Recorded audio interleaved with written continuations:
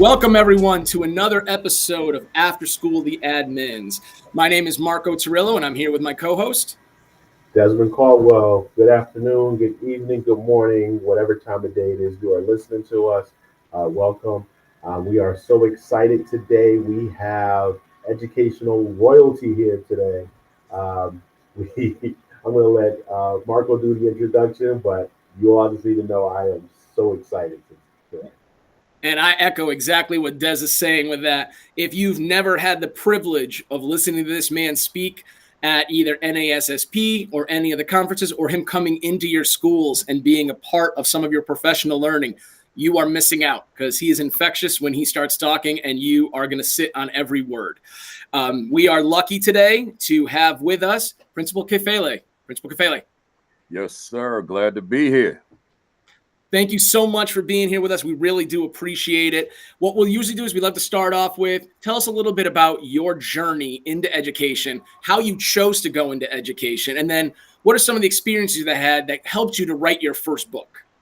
Yeah, education was never on my radar. And what a lot of folks don't know, my mother was a 30-year teacher. My father was a 30-year teacher. We were not all in the same household.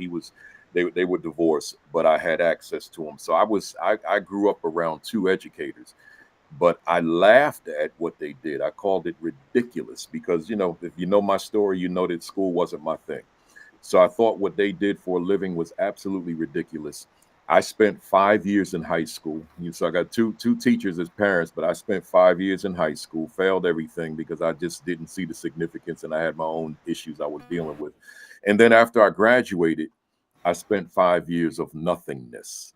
So I decided to go to this school, Kane University, Kane College of New Jersey, back in those days in the 80s, and didn't really know why I was there, just knew I needed to do something. But while there, I stumbled. My major was marketing, but I stumbled on African American history, right? So in stumbling on something I knew nothing about, I became obsessed with it. So in developing this obsession and just reading around the clock, seldom sleeping, just wanted to read and grow and grow, I was introduced to the most important person in my life, myself. I was introduced to the person in my mirror. So I didn't know that person historically speaking and culturally speaking. So by being introduced to him, it made me a straight A student. So I graduated summa cum laude, although I was at the bottom of my senior class in high school. But here's the thing, as it relates to that transition into wanting to become a teacher. One of the books that I stumbled on was The Miseducation of the Negro by Dr. Carter G. Woodson. That book singularly steered me into education. I was reading all these books, these various, just history, and these various different people who I consider heroes, but they weren't necessarily steering me into becoming a teacher. But once I read Dr. Carter G. Woodson, who, for any of the listeners that are not familiar with him, the creator of what was once referred to as Negro History Week, created in 1926 by him, Dr. Carter G. Woodson, author of 16 books, second African American to graduate from Harvard with a PhD, and I can go on and on. But in 1912, I might add. But here, this book, The Miseducation of the Negro, and let me just give you this quick quote where he said, "When you control a man's thinking, you do not have to worry about his actions. You do not have to tell him not to stand here or go yonder. He will find his quote unquote proper place and he will stay in it. You do not need to send him to the back door. He will go without being told. In fact, if there is no back door, he'll cut one for his special benefit. His education makes it necessary." When I read that, I had to read it again and again and again and again, about 25, 30 times before I even finished the introduction of the book. At that point, I said, I want to be a teacher, right? That's where it's at. Because I already had read so much history. So this was like the icing on the cake that said, here's where you make the turn. Now you're doing all this reading, but here's where you make the turn. Here's the action. Here's the empowerment. Here's what you're going to do with all this reading you've been doing. And I've been on this trajectory ever since. And then the question about me writing a book, my heroes were authors and speakers. And when I say speakers, I'm talking about activists. or even activist educators. These were my heroes. So I said, okay, well, my heroes all are authors. They all write books. So in 1990, not having lived too much adult life yet, particularly as a professional, as an educator, I wrote a book. I had an infant son. I was a newlywed. He's 35 now, but he was an infant, so he slept most of the days. And when he was awake, I was Mr. Mom, by the way, so I was home while my wife went to work.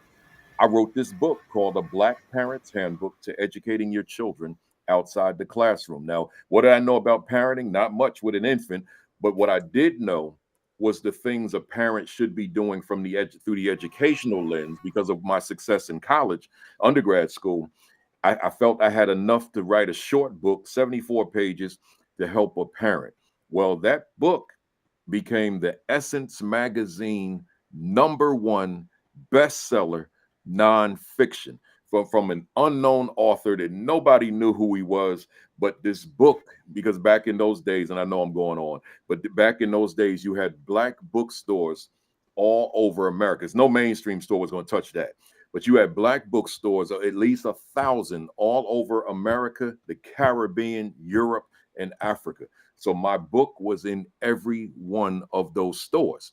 So and it was selling like hotcakes. We were selling tens of thousands of those books by this self-published unknown author, and hence Essence Magazine picked it up as #1 because they got their numbers from the Black bookstores.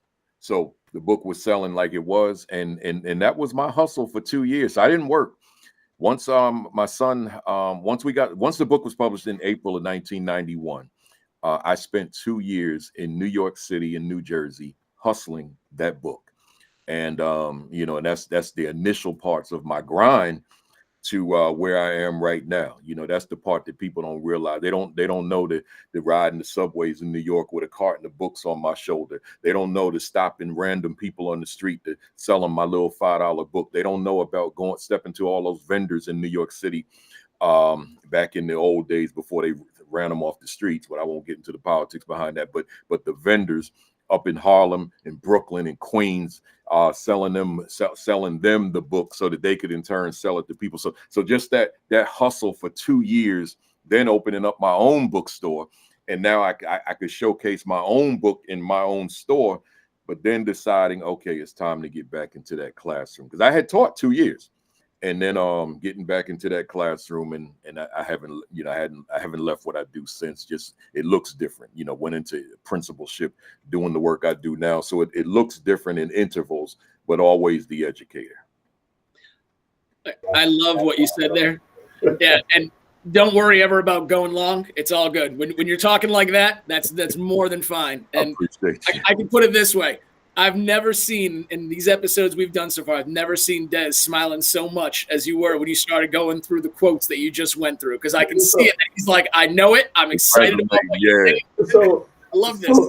Because the miseducation of the Negro is like seminal, right? Like I don't know if people know like that. It was written what, the early 30s, right? 1933, and this old joint right here, and it's still so relevant. So it's funny that you had begun the journey. So one of the themes is education for self-development, right?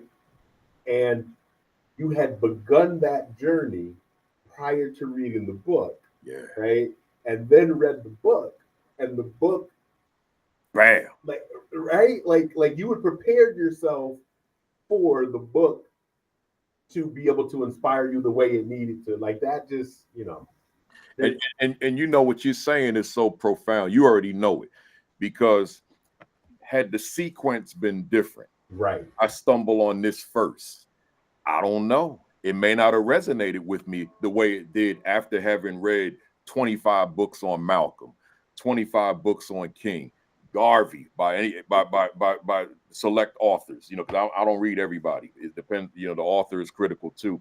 Right. Reading all that Frederick Douglass, reading all that Ida B. Wells, and I can go on, just name call all of them, but reading all these folks, so it's giving me all this historical understanding, and then here comes this.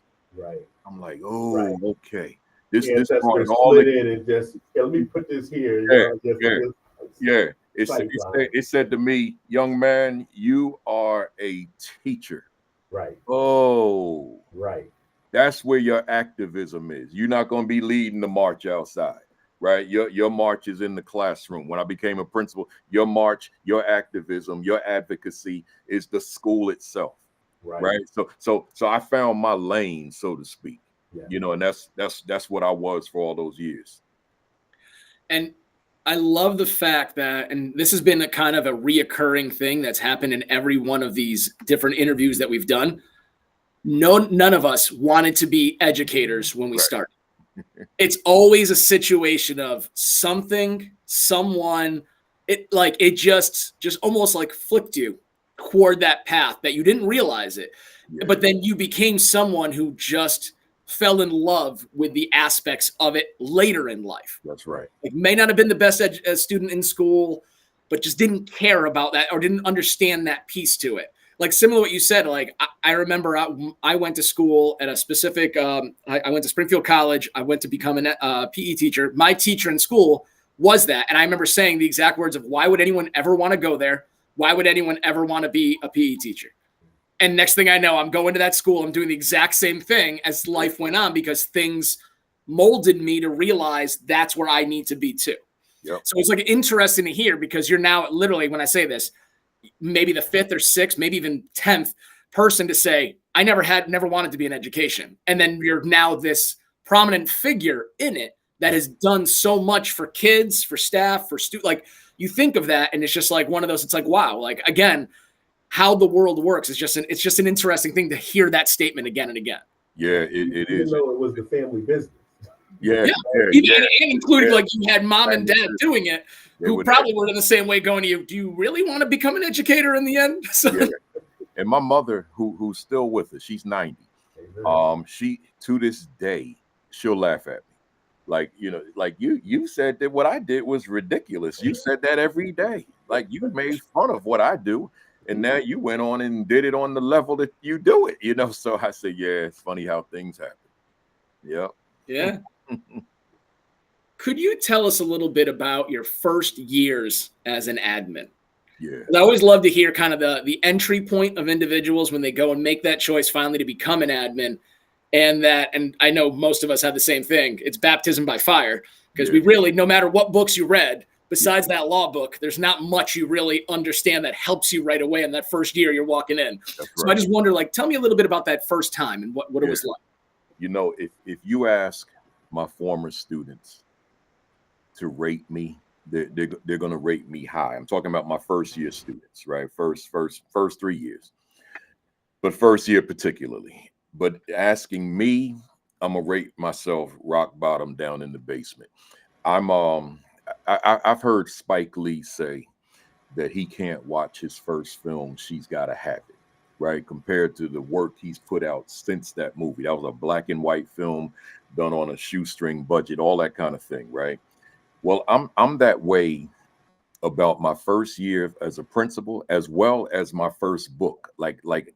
Despite everything I just said about that book, I won't go through it. I won't read it, and it's right in the closet over here. I'll post it on social media at least once a year, just to say, here's something I did when I was 29 years old. But I will not read through the pages, right? Because I'm ashamed of it, because it's just so naive and elementary in terms of where I was at that time. So my principalship, it's the same thing. I went in there green, I went in there raw.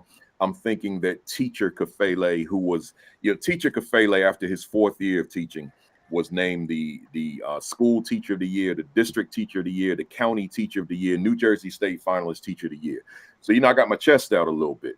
So now in my mind, okay, let me bring him into the principalship.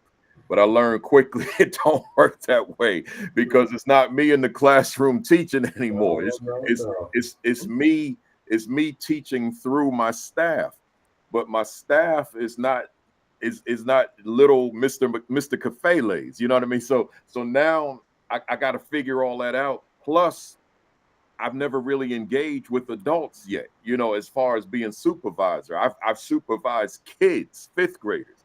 So now I got adults where the majority of them are older than me. And what do I know about leading folks who are older than me? All that. So it was so much to learn.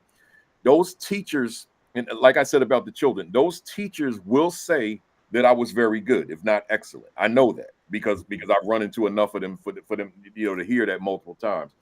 But in terms of how I judge myself compared to what I did along the way, along the journey, nah, you were horrible, man. You didn't know what you were doing, So I had to figure it out. So I don't really start looking at myself as being effective until maybe the fifth or sixth year. Then I say, okay, you started to figure this out, because at the core, and I'm sure you would know this about me, at the core was who I was as instructional leader. And I know that that was absent, non-existent from my earlier days. I made excuses about it, behavior, discipline, all that kind of thing. But eventually this word culture, which wasn't absent from my work in the beginning. I was very much in tune with the significance of school culture, but I just wasn't there in terms of that bigger picture that this is who we're going to become. There were little pieces of the puzzle that I think were working. But as I became seasoned in this and really started to understand this thing called school leadership, then I figured out school culture, school climate, the overall environment. And that although the environment outside of school is what it is, it has the challenges that it has, that it brings. The school doesn't have to mirror that. The school doesn't have to be reflective of those challenges that lie outside of the building.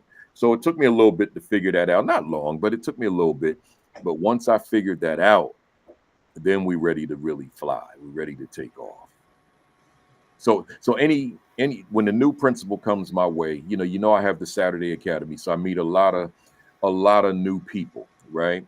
I'm introduced to a lot of new people. A lot of folks who join me on Saturday, they write me because they want to have interaction. So I engage with a lot of folks. So it's a rare day that I meet the new AP or the new principal that is not frustrated deeply, right? They're writing me because they're frustrated for various different reasons, not just the things that I delineated, but it could be things that I didn't even talk about. It could be, for example, the new AP's relationship with the principal is not good, right? It's not healthy. It's counterproductive. So they're writing me about that. Or the new principal has a bad relationship with the AP because the AP had been vying for that position, and this person got the job and they're from the outside, whereas this person was already in the district. So and I can go on and on with the scenarios, right? But just different scenarios of frustration, or the discipline, or the low achievement, whatever it is.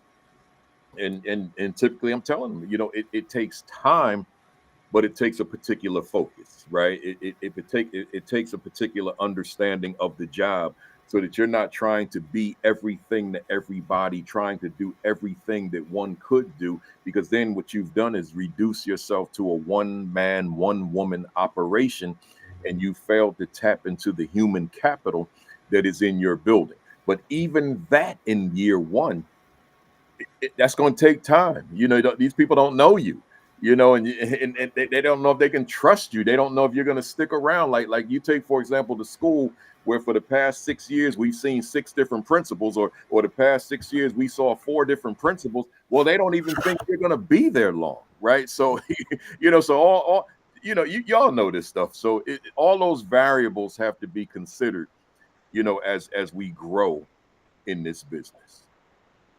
Yeah, Des and I think know a little bit about that style in the last part from our former cut. We used to work together in a district together. We worked actually in the same building as APs. So we have some experience with some of the things you're saying and those parts. We're both in different districts now and extremely happy, but we completely understand what you're saying with some of those pieces. Understood. Go ahead, Des. I'm sorry. So I wanted to. So I think you said 4 or 5 years in, you start to like hit your groove. Yeah. Right. Obviously, you were doing amazing things. And then, I think about that. You know, I'll use Destiny's Child, right? Like at some point, you go from Destiny's Child to wait a minute, I'm Beyonce, Yeah. right? Like you go from like you are doing your thing, and you start to feel like I have there's more I can be doing. I have a greater reach, a greater impact. Like, talk to me about, or talk to us about, like where you start to get that feeling, and then the branching out, and sort of you go from uh, uh, you become a brand. I don't really know how else to put it. Like you are a brand now. Yeah, Like absolutely. how do you make that transition? Yeah,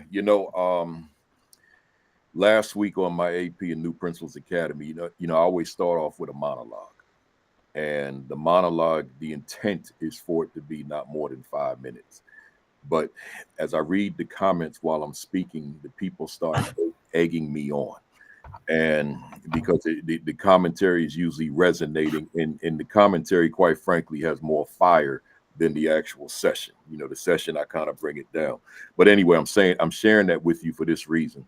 Last week's monologue was called "I Quit My Job," dot dot dot twice, and it went on for 36 minutes, and it could have gone longer if I didn't cut myself off.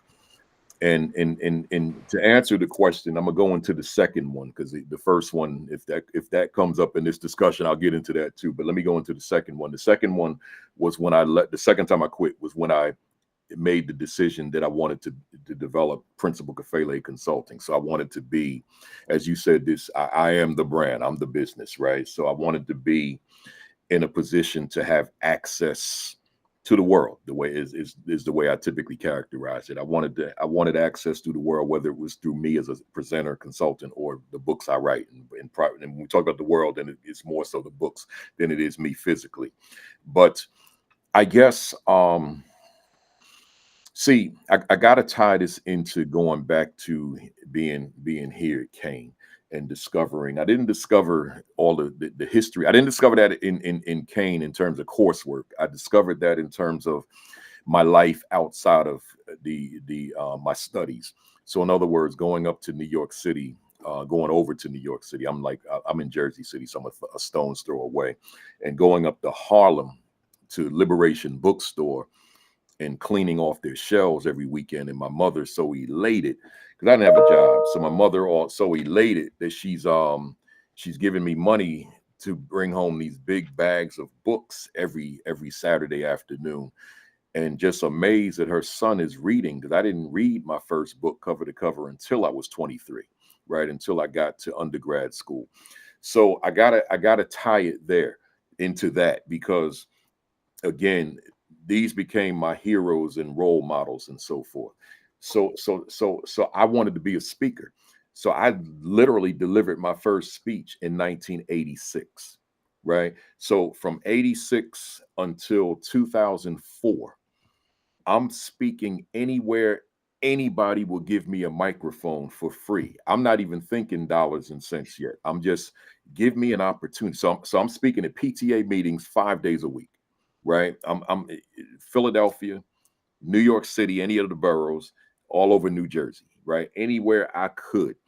So I visit students at home after school, go see their parents, and I usually would wrap that up between 5 and 6, and then I get in my car and I'm going somewhere to speak, right? So I I'm a newlywed still, I guess, but my wife understood what I was trying to build.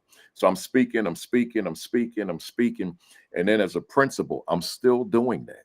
So by 2004, I've got hundreds of speeches under my belt, or short presentations, short keynotes, that type, banquet keynotes, community events, whatever it was, wherever they give me a mic, I'm showing up, right? And I'm going to do the presentation. So in 2000, the reason I referenced 2004 is because I sent a proposal to ASCD to their conference, which was in New Orleans that year.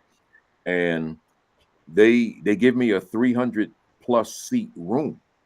And that literally freaked me out, because in my mind, I'm like my ego got in the way, and I said, I'm going to be in a room speaking to empty seats, and maybe 5 people will show up at that session in April of 2004 on a Monday morning. So I got there Friday for my own professional development. So I went to sessions and all that, but I kept stopping by that room and looking at the room and literally intimidating myself. Like, why did they give me 300 seats? Like 25 seats should be sufficient. So then I get to the room Monday morning and my session was at 8. So I decided to get there at 7. And I sat outside the room and I watched all these people going in. I'm like, oh my God. And they kept walking in, they kept walking in these large numbers. And then someone from ASCD from the conference says at about 7:45, I'm still outside. I started 8.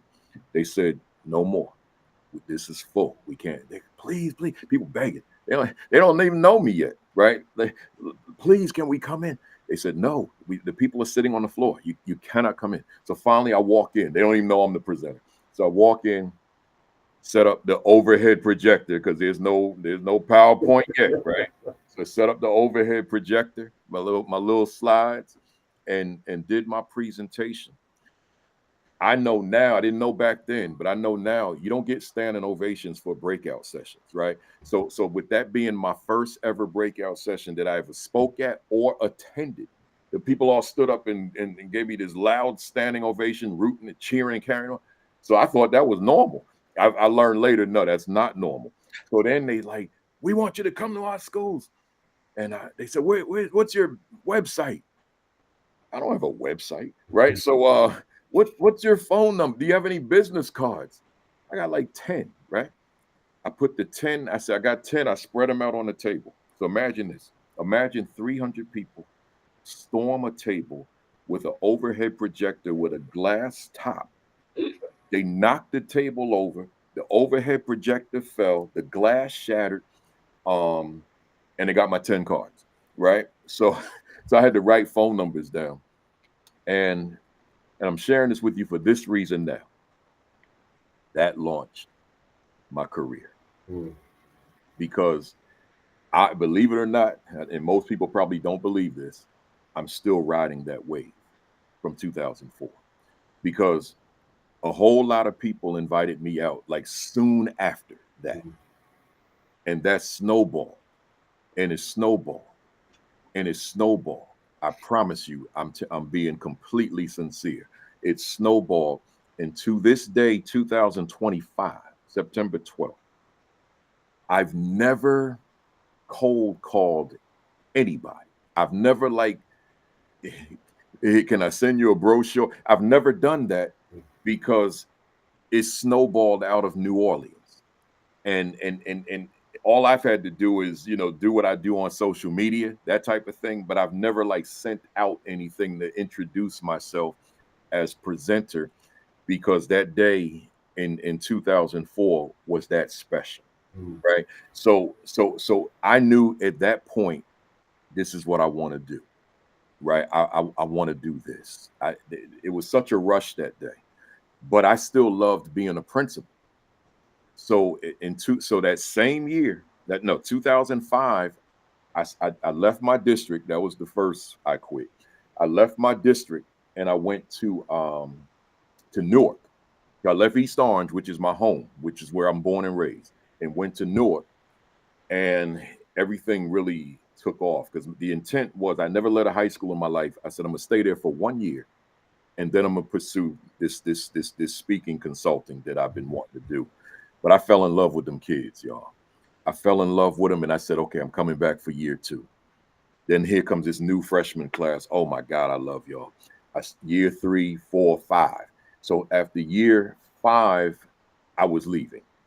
But then I'm in an assembly in my school, and a billionaire is in my building that I knew nothing about. They told my superintendent said it was going to be the commissioner of education launching a new statewide initiative in my gym.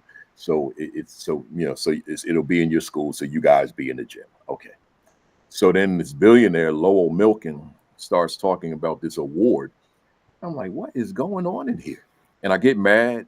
If you could look on YouTube, I'm looking really angry. Like, Like I'm mad. Like they're getting ready to give one of my teachers an award and didn't tell the principal that the teacher was going to get this award. So I'm sitting there like, what is going on? They getting ready to give a $25,000 check to one of my teachers, and I don't know about this.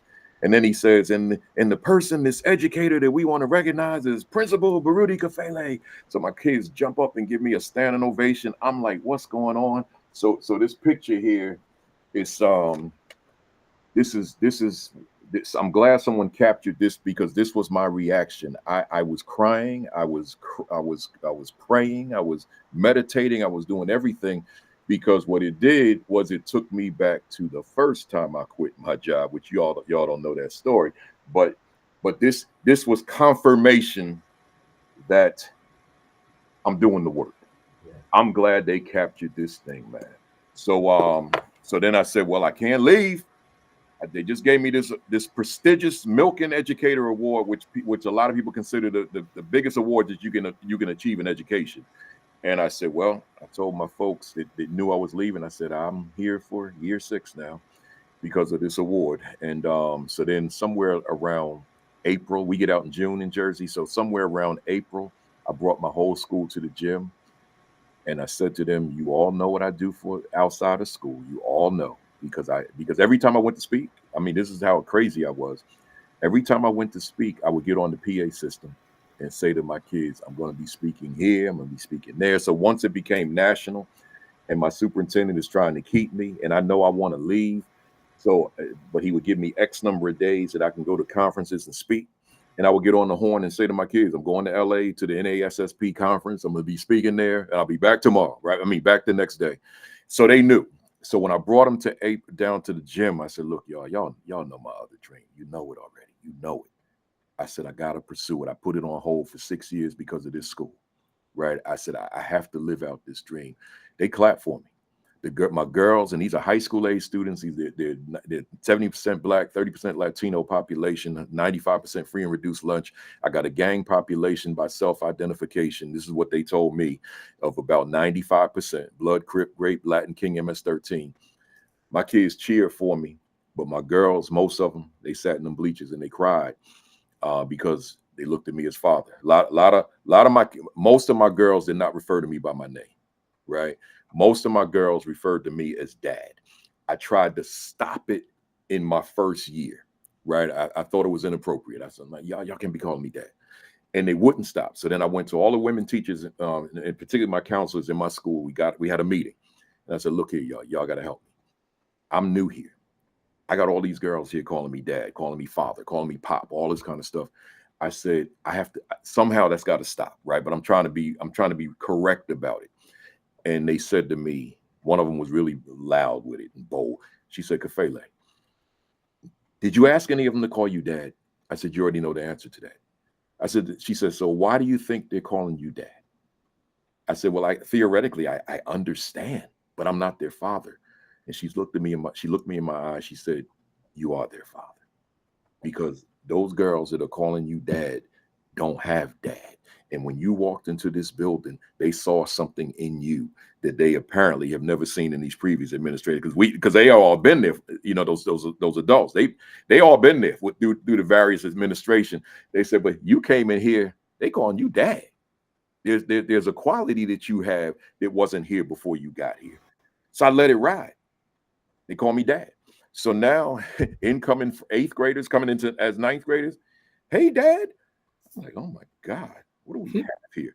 But as I reflected back on it later, I said, man, that was part of my effectiveness because they held me in the highest regard.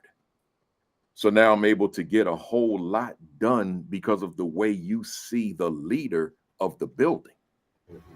And we went on in, U.S. News and World Report, just a lot of national recognition in addition to me as the principal, right? It wasn't just me, but it was the school, so, so that's, so then I left and created this brand, Principal Kafele.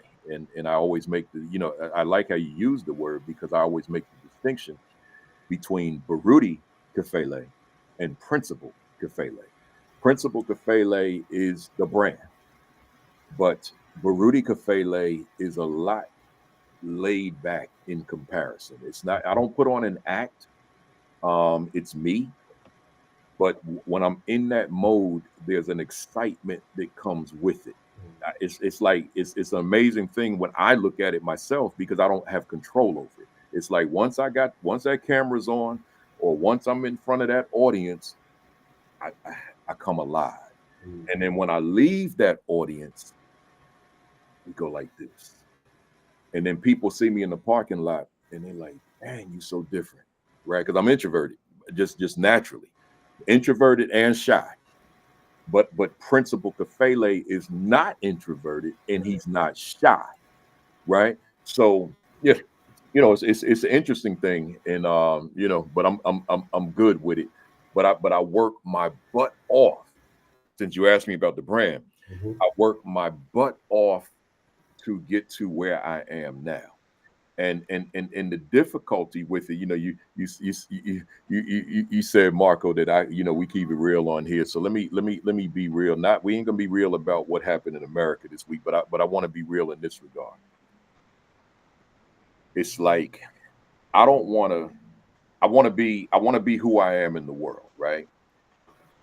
But I don't want to compromise who I am as Baruti. Right. See, I want Baruti to have life in Principal Kafele. Baruti has his politics. Baruti is very social justice conscious. Um, Baruti is very culturally relevant, pedagogy conscious, culturally responsive relations conscious, equity warrior, right? DEI, which I really don't like the initials, the way it's characterized, but equity warrior. So in being that, I'll never like I have a whole like I get all sorts of business, right? But some of my colleagues who I'll leave nameless, I'll never be at their level in certain spaces because I refuse to compromise my values, right? My prince. I'm gonna be me, Right. right? So those districts that feel like that guy, we can't bring him, fine, don't bring him. There's enough opportunity out here in the world that I can still feed myself and my family, take care of my family, and be able to look in my mirror at the end of the day. Right. So like let me give you an example. So the client will be on the Zoom call, and you can bet the house that this conversation is going to come up on the Zoom call, the pre-meeting. When I'm going into a red state.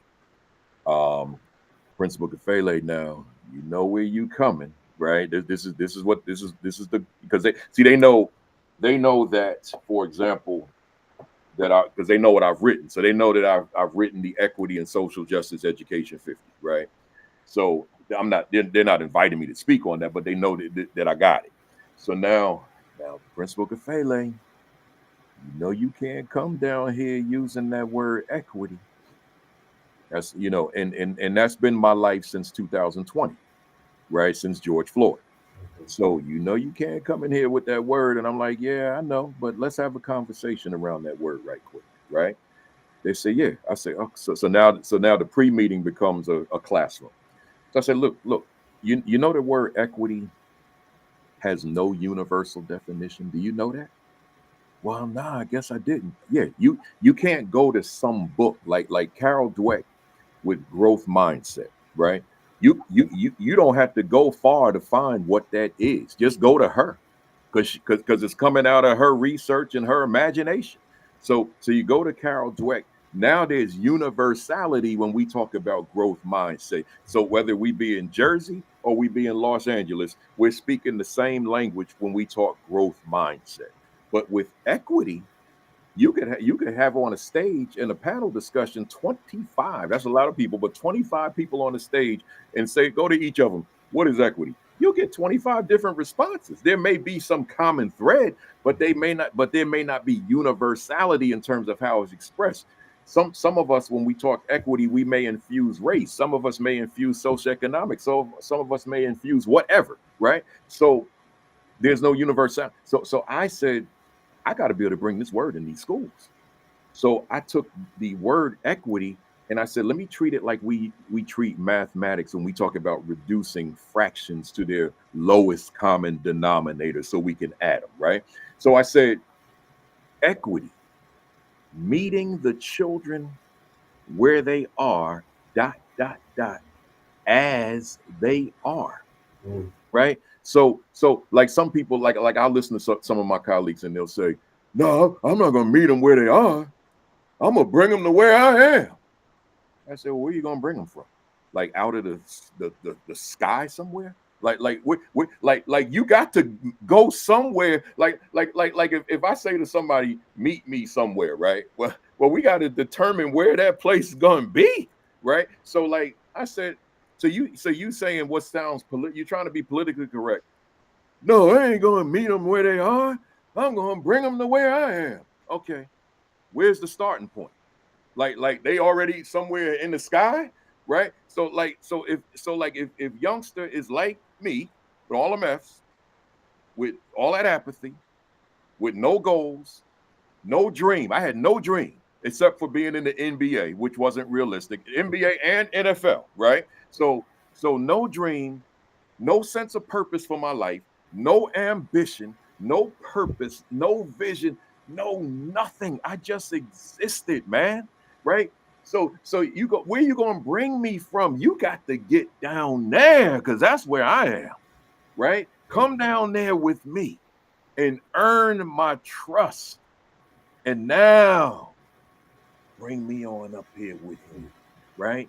So I will stand on that position till I die, meeting the children where they are, as they are. So don't pretend like if I'm coming in there smelling like weed, don't pretend you don't smell it, right? If I'm coming in there and I'm smelling like my clothes ain't been washed in a week, nor have I washed in a week, don't pretend you don't smell it. That's where I am. If I'm coming in there and I can't read the word something, right? I don't pretend I can. That's where I am. Come on down there with me, right?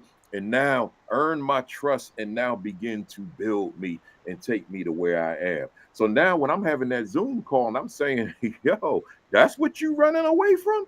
Because the last time I checked, that's great teaching. Oh, well, Kafele, I didn't know. No, you could say that.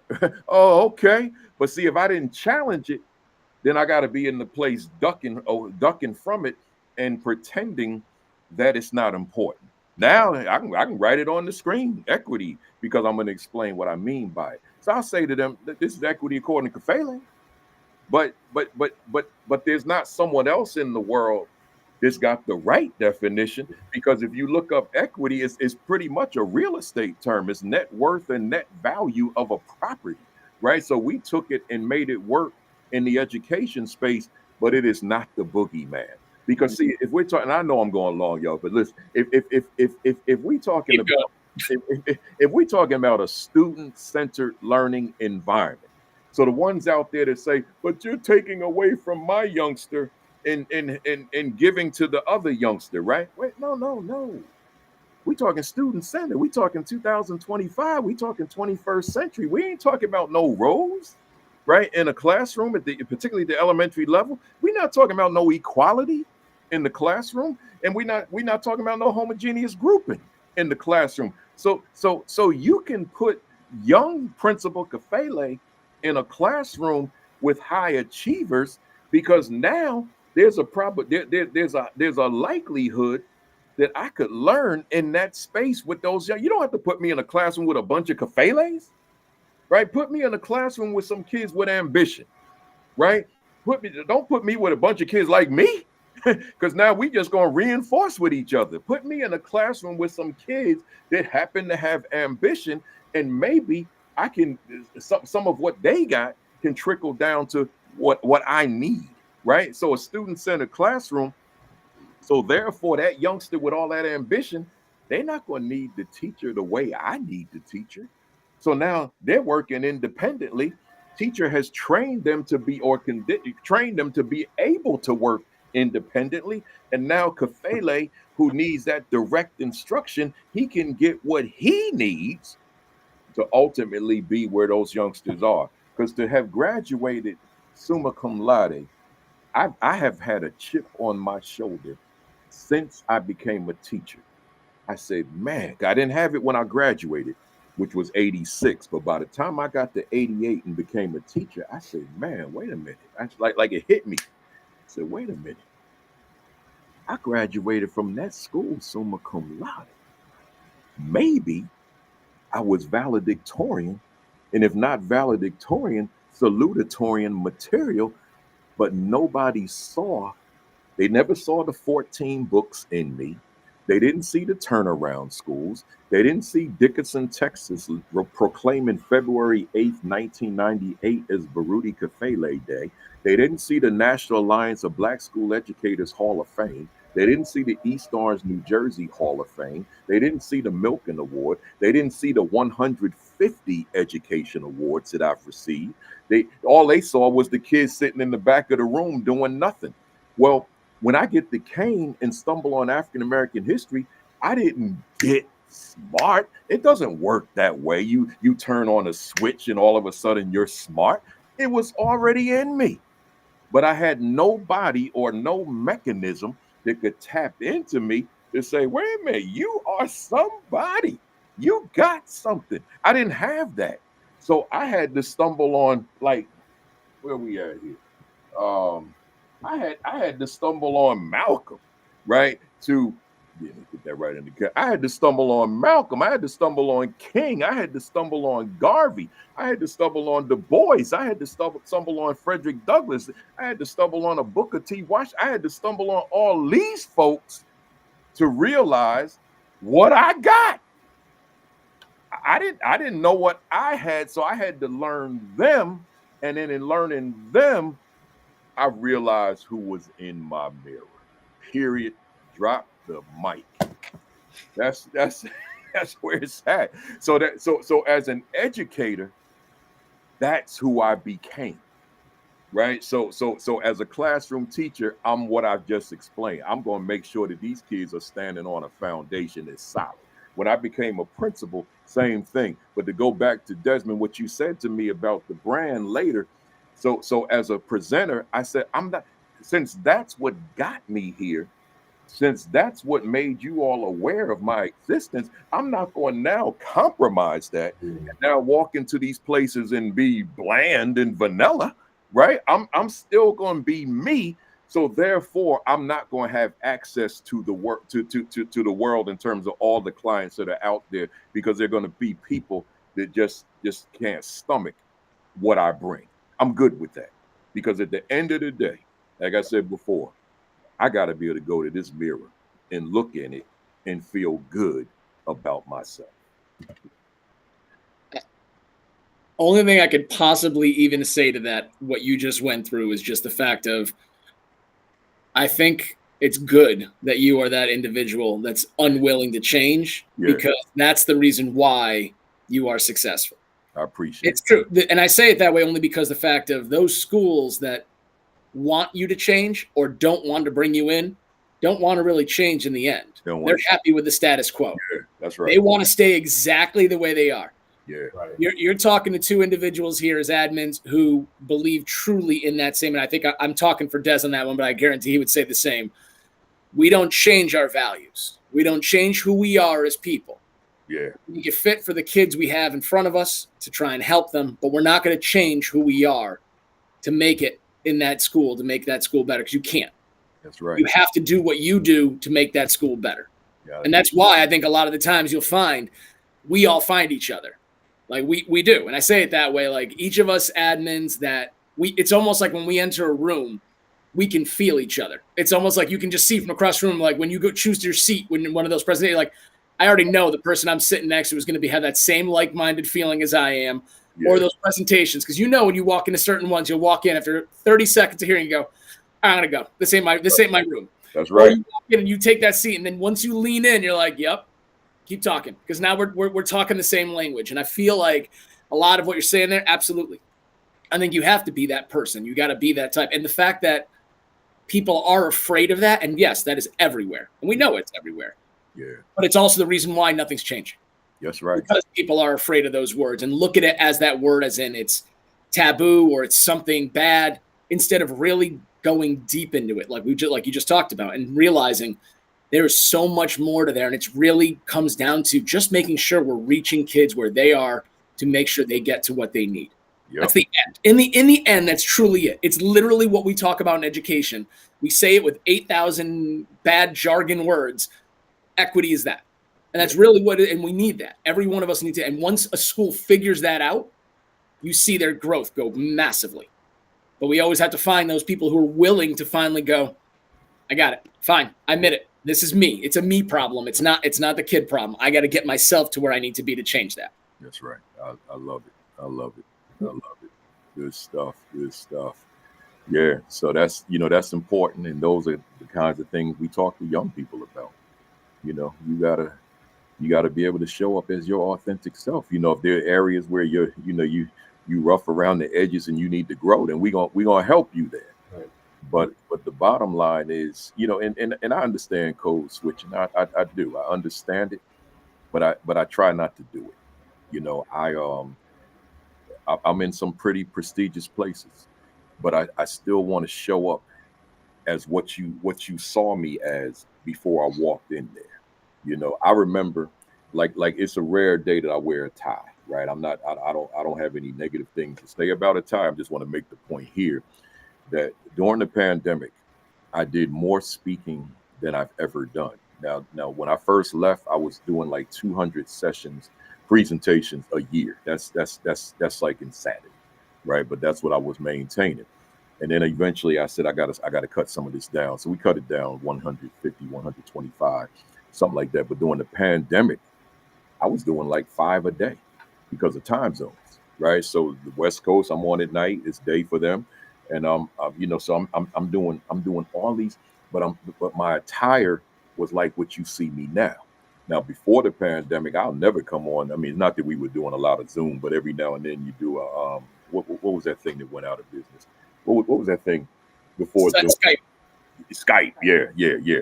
So every now and then we'd be on Skype, but I be dressed, man. I've got a suit on, right? So with the pandemic, I said, man, I ain't gonna fake the funk, man, with this. That's a Parliament Funkadelic expression. So I said, that's the Pinocchio theory. When you fake the funk, your nose will grow. Everybody knows you a liar, right? So I said, I ain't gonna fake the funk now. And even with I share that with about 99% of my audiences. I will talk about Parliament Funkadelic, right? So anyway, with that particular line of thinking. But anyway, so I'm sitting here doing these Zoom sessions, literally right in this chair. And I said, okay, now 2021, we got back outside. I said, I got accustomed to not putting that tie on. I'm not doing it. So I started showing up without it because the tie was never me. I was, so for someone that the tie is you, I'm not mad at you. I'm just saying it was never me, but I was doing it because I felt it was the appropriate thing to do to show up as a presenter. Mm-hmm. But now, if I put on a tie, I wear one maybe twice a year. It's just because for some reason I woke up that morning in the mood to put on a tie. But now I'm going to show up the way I want to show up. I'm still going to look professional. But, I wear baseball jerseys. I wear Negro League jerseys on my Saturday Academy. And I really want to wear those. And the only reason that I don't is because they're made of flannel. They're authentic. And I will be sweating like a dog up there. Because I don't wear, like when I wear a suit jacket, but I don't speak in a suit jacket. I just got a dress shirt on because I'll sweat with a suit jacket. I don't want to be sweating that hard. I'm sweat anyway, but I don't want to be sweating that hard. I roll up my sleeves and I got my dress shirt on. But that flannel shirt, it's that tough, coarse wool. And I'm like, because a lot of people are like, why don't you wear your baseball jersey? We see you on Saturdays. How come it's too hot to wear those, even in the winter. It's just hot. God bless them baseball players that warm in the summertime, by the way, with the flannel pants, and hat. Because I got the hat sitting over here too, and they're heavy. But but just it's just a beautiful thing that when you can just be you. Do what you love, but be you at it. Not when you get home. Now you can transition back to being yourself. I just want to be me 24/7. And that's what I taught young people when I was working with them every day as their teacher, as their principal, because we had the young men's empowerment program and the young women's empowerment program. So we were taking youngsters out of class every Monday, entire grade levels. We put them in shirt and tie because that's what I wore as a principal, and we said that you are co-principals, right? So as co-principal, I wanted as an old school principal, I should say. And I always say to my audiences, I'm old as a principal. I was old school. That's what I always say, because I don't want anybody to be offended by the fact that I'm saying that I wore a tie and they don't wear a tie. So I wore the tie back then. I don't know what I would do now if I was a principal today, but back then. But then I wanted my boys in a tie on Monday. We call it Power Monday. And then we would have them for 3 to 4 hours. And I would bring in guests from outside the school, and we would just talk life. I had a whole curriculum that I had designed, and we would talk life in terms of what it is to be a young man in relationship to himself, his own personal growth and development, which he may not have really been conversant with. What does it look like to be a man in relationship to those young ladies sitting in your classroom next to you? Like, do you see them as the queens upon which they are, or are you influenced by the negativity, the negative messages that the rapper, for example, may be sharing in terms of who and what they are in his life, right? So let's counter that in school. Number three, what does it look like to be a man in relationship to to the child that he may have one day in life, but he may not. It depends on the youngster, but the majority of them probably will. Well, what does that look? What if he's going home to a household where he's never seen a father in action? Then how does he know what fathers and husbands, spouses, what do they do? Like, what does that look like? He's never seen it, right? He the place he may have seen it was on television, like the Cosby Show. All right, so that's one particular look, but there's so many other looks, right? So we said let's talk to them about that for the next 4 years, bringing in various different people to give perspective, not the perspective, but their perspective on what that dynamic may entail. Number four, what's it look like to be a man in relationship to other men that look like you? So we look, I'm in the city, I'm urban. The leading cause of death of these young men is homicide by another young man that looks like you. So let's talk about that for the next 4 years. That you're not one another's enemy, but you're one another's brother. And let's start to define that, and so on and so forth. And then finally, what does it look like to be a young man in relationship to his community? Are you an asset to your community, or are you a liability? So with that, now we're pulling out a grade. I only got them a month, or one time a month. We're pulling out a grade level, but we're making that really quality, right? But even the ones who are not with us, we still required. I don't want to use the word required because we couldn't mandate it, but I created a culture where everybody was online, was on board with us. That we came in with our shirt and tie, slack shoes, and a belt. So I ain't got the sag, right? So now, when you became a senior with me for an eighth grade, you earned the label, the title co-principal. So now what that meant in part, because there's a lot, I'm just gonna give you this part. Every second day of the month, first day of the month is mine. So I would do my like you got the state of the union, the state of the county, the state of the city. Those politicians do those yearly state of the whatever message. Well, I did a monthly. So that was my state of the school message. So that's the principal's message every first day of the month. So I do my morning message every day, right? But that's like 2 or 3 minutes. But then my state of the school message was for however long I wanted it to be. So if I need to talk to my school for an hour, then so be it. If I needed them for 2 hours, then so be it. If I want to have something interactive where they get to talk with me, then we might be in there for a while. But my staff understood that's what we do. Because in terms of us being able to soar as we did, but also building the culture that I'm building, I can't be talking to individual students only. I got to have points where it's all of us in the room together, right? So now every month we're all in the room together for as long as I need. So that was my day. But it wasn't just the all of us in the room together, because when I dismiss them, now I'm gonna talk to just my freshmen. That's a different message. And then when I dismiss them, now my sophomores coming. When I dismiss them, now my juniors coming. Then I dismiss them, my seniors are coming. And that senior meeting was different from the others because the senior was a reminder that, okay, y'all, tomorrow is your day. That's the second day of the month. So make sure you come here in your shirt and tie, slack shoes, and a belt. And now, and what the way it worked, they knew, but I'm sharing with you all and the folks who will see this. They each of them would go to the stage, go to the podium, because we trained them on the usage of a podium and a microphone for the freshman, sophomore, junior year. So now senior year, you go to that podium and you let the freshman class, that's who your audience is, the freshman boys, know what you expect going into this new month and what you saw the previous month, what you didn't like the previous month, and where corrections should be made moving forward into the current month. So, and I would say to them, you say what you want to say. But if I see you engaging in behaviors which contradict your message, I will publicly call you out. Right? So now they go on and they say what they say whatever they say. But then we would go, I would go to my cafeteria, point out 25 young men, senior class, just point, because they knew what the point meant. Boom, boom, boom, boom. That meant I need you tomorrow in your Power Monday clothes. We're going to a middle school to talk to 8th grade. That's what we would do. So we jump on the bus, we take over the auditorium, and I sit in the chair and just watch. I don't even coordinate. I don't even introduce it because they know their stuff. I just sit there, and there's an assumption probably I'm the principal, but the 8th graders never hear me. They hear from their slightly older brothers, and we do the same thing that we did with the 9th grade. So take all that what I just said and transfer it to the girls, and that's what's happening with my young women. You got seniors with their freshmen, right? And then the empowerment meeting, same thing, just in a different space.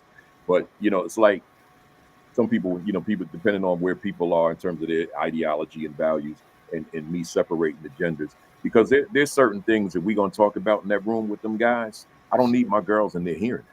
I just don't.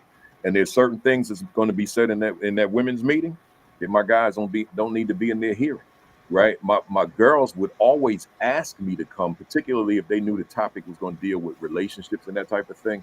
They want me to come because they want to get my perspective, but I would tell them I don't want to be in that room, right?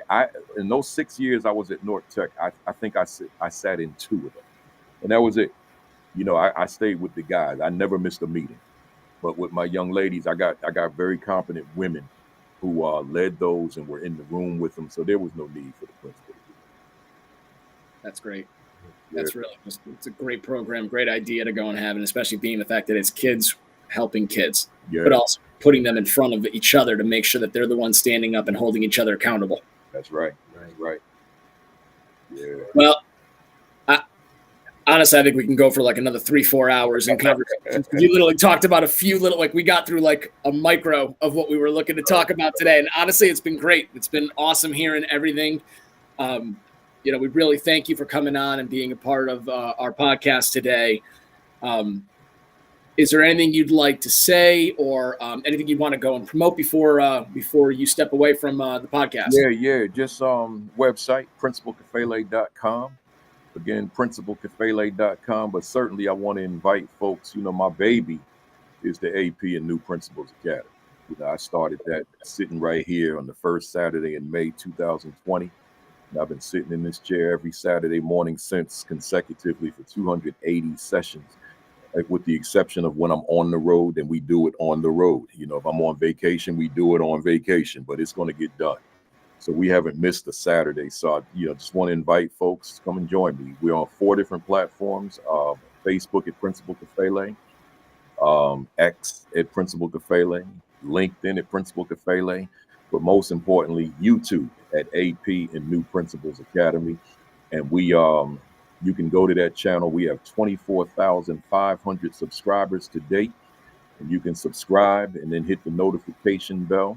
And we're live every Saturday morning at 10:55. Why 55 as opposed to 11? Because I do shout outs for 5 minutes, and then we transition and go to what we do. And we're on for about 2 hours, sometimes 2.5 to 3 hours. Folks say, why are you on so long? Because we got a lot to talk about, and my guests, they never want to leave, so we just stay on and do what we do, So and by the way, people ask me all the time, where you finding all these people? These podcasts and live audiences. So if you the two of you decide, I think I got something to offer, hit me up with an email. That's where I get them on. I've had hundreds of people on that platform. I don't know all these people. I meet them when I'm out on the road. I'm like, we have a conversation at lunch or something. I'm like, man, you really interesting. I need you on the platform.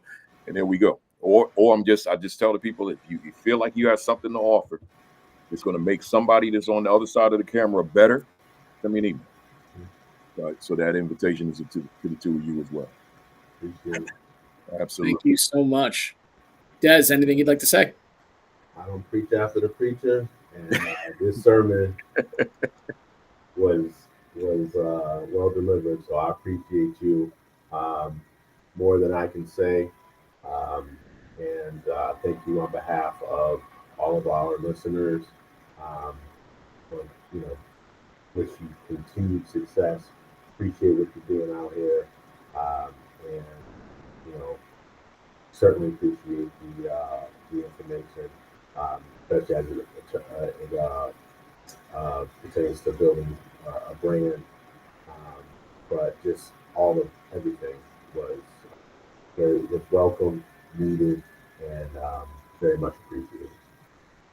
Again, thank you so much for coming on and being a part of this with us. And honestly, I have a feeling after I can talk with Des, we might have a chance to go and have some stuff to talk about in yours. I can tell you, I always hype up Des on this, though. I know Des kind of stays quiet. He's got some experiences that he dealt with in some other districts that, based off of some conversations we've had, I think would be some interesting pieces to talk about and kind of going like, how do you handle that and how do you move forward a lot of the times? Yeah. Like I know Des and I were both talking about a little earlier. I know for me, this conversation put me in a better mood than I was in probably walking into this conversation at a little beforehand, because we all have our rough days, and it's still being sitting admins. We deal with a full week of everything going on, and sometimes it's a little hard afterwards when you get to that weekend. And I think having this kind of conversation always is uplifting because it gets you that opportunity to talk with people that are like-minded. And so I thank you for that. I really do. And, so does our listeners. So thank you again, Principal Kafele. We love having you here. And, don't be surprised if you ever hear us ask you to come back again for a second time. Yeah, we do it. Yes, sir. Appreciate you. All right. And with that, everyone, thank you so much. School's out.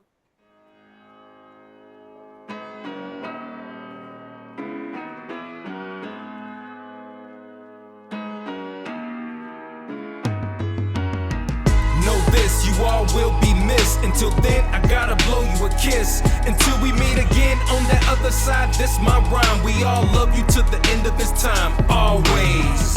Know this, you all will be missed. Until then, I gotta blow you a kiss. Until we meet again on that other side, this my rhyme. We all love you to the end of this time, always.